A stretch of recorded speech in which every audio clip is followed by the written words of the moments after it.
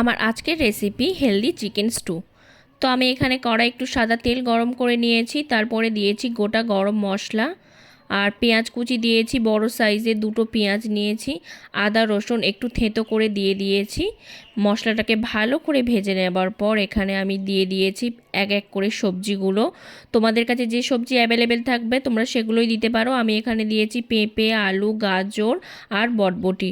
সবজিটা ভালো করে একটু ভেজে নেওয়া হয়ে যাওয়ার পর আমি এখানে চিকেনটা অ্যাড করেছি।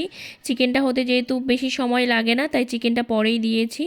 তো আমি এখানে চিকেনটা ভালো করে মশলাগুলোর সাথে মিশিয়ে নেব, আর তারপরে কয়েকটা চেরা কাঁচা লঙ্কা দিয়েছি, আর ছোট ছোট পেঁয়াজ থাকলে দিও, না থাকলে চলেই যাবে না দিলে। আর তারপরে দিয়েছি টমেটো, ব্যাস। আর লবণ দেব, আর দিয়ে দেব একটুখানি পরিমাণে গোলমরিচের গুঁড়ো। তো এখানে সব মশলা তারপরে আমি একসাথে মিশিয়ে নেব, আর চিকেন স্টুটা আমি ভালো করে কষিয়ে নেওয়ার পর যখন দেখব আমার 80% ডান সিদ্ধ হওয়া, তখনই আমি একটু গরম জল দিয়ে দেবো। আর জলটা কিন্তু একটু বেশি দিতে হবে, কারণ সবজিগুলো সিদ্ধ হবে আর চিকেন স্টু একটু ঝোল ঝোল থাকলেই খেতে ভালো লাগে।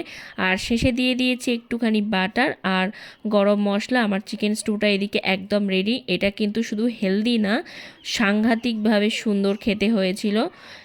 তোমরা একবার বাড়িতে বানিয়ে দেখো, আর এটা কিন্তু ভাত, রুটি সব সাথেই খেতে ভালো লাগবে। যদি ভালো লাগে একটা সাবস্ক্রাইব করে দিও।